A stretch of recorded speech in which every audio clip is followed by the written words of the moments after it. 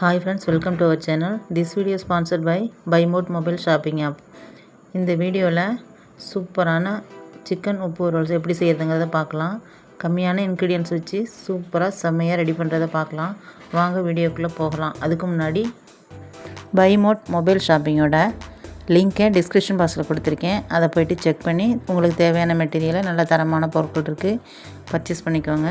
இப்போ வாங்க வீடியோக்குள்ளே போகலாம். Hi friends, welcome to our channel. இன்றைக்கி சிம்பிளான சிக்கன் ஃப்ரை பார்க்கலாம். இது உப்பு வறுவல்னு சொல்லுவாங்க. இதுக்கு 3 ஸ்பூன் கடலெண்ணெய் எடுத்திருக்கேன். நல்லா ஹீட் ஆகட்டும்.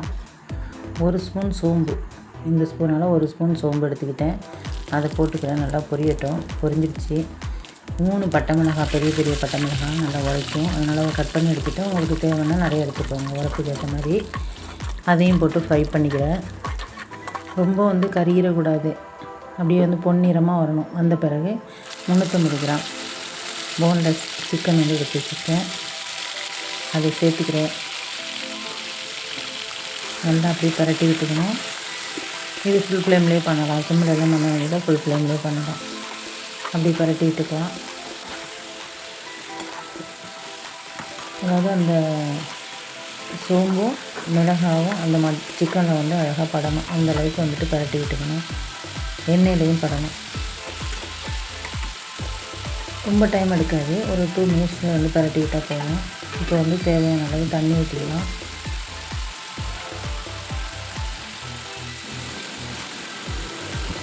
இப்போ சால்ட் ஆட் பண்ணிக்கலாம். தேவையான அளவுக்கு கொஞ்சமாகவே ஆட் பண்ணிக்கலாம்.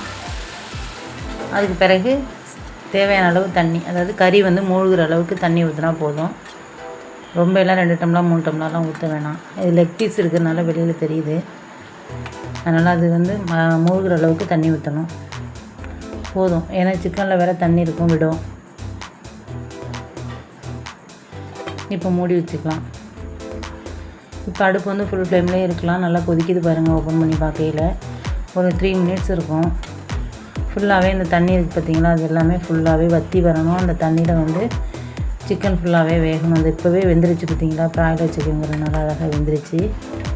உப்பும் ஆல்ரெடி சேர்த்தாச்சு. இதில் என்ன இன்க்ரீடியன்ட்ஸ்னு பார்த்திங்கனாக்கா, நான் 3 பட்டை மிளகாய், 1 ஸ்பூன் சோம்பு, கொஞ்சம் உப்பு, கொஞ்சம் போல் ஆயில், இவ்வளோ தான்.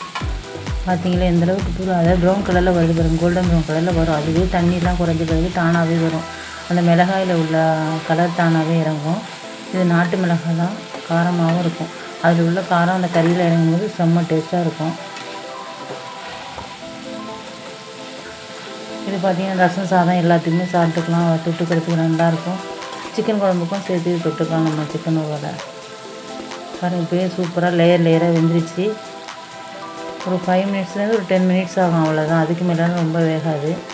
ஏன்னா இது நாட்டுக்கோழினா என்ன டைம் எடுக்கும். இது டைமே எடுக்காது. இந்த தண்ணி ஃபுல்லாகவே எந்த அளவுக்கு தண்ணீர் வற்றணுமோ அந்தளவுக்கு சுத்தமாக தண்ணி வற்றுற வரைக்கும் வேக வைக்கணும். அது ஒரு 10லேருந்து 15 நிமிஷம், அதிகபட்சம் 15 நிமிஷம். அவ்வளோ கூட வர சான்ஸ் இல்லை. ஒரு 12-13 நிமிஷம் தான். முடிஞ்சிருச்சு. இப்போ கொத்தமல்லி இருக்குது பார்த்திங்கன்னா, கருவேப்பிலையே போடலாம். கொத்தமல்லி போட்டால் செம்ம டேஸ்ட்டாக இருக்கும். புதினா வேண்டாம். நான் கொத்தமல்லி ஆட் பண்ணியிருக்கேன். அவ்வளோதான் பாருங்கள். சூப்பரான சிக்கன் உப்பு வறுவல் ரெடி ஆகிடுச்சு. நீங்களும் நான் சொன்ன மெத்தடில் ரெடி பண்ணி பாருங்கள். செம்மையாக இருக்கும். செஞ்சு பார்த்துட்டு நீங்கள் நல்லபடியாக நல்லா சாப்பிடுங்க.